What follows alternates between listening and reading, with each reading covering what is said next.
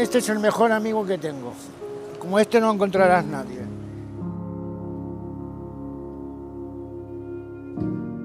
Era un día de sol, pero precioso en la playa, y a contraluz yo lo vi en unas matas, y lo vi que era muy rubio. Le dijimos, como es rubio, Moreno, se va a llamar Moreno. Y durante casi 2 semanas, intentando que se me acercara, y hasta que al final, con comida lo pude. Y desde entonces, conmigo. Me he tenido que separar de él, porque me he tenido que ir al hospital para ingresarme por culpa del tabaco, de los pulmones. Hombre, date cuenta, estar viviendo con él las 24 horas del día, cuando no lo tienes al lado, es muy jodido, ¿eh? Y para él, para mí, para los dos. Él triste y yo también.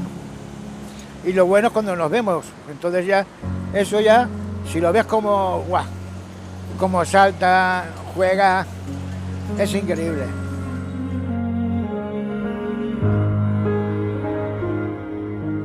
Y un perro tiene que estar las 24 horas del día con una persona, porque es lo que te da este perro.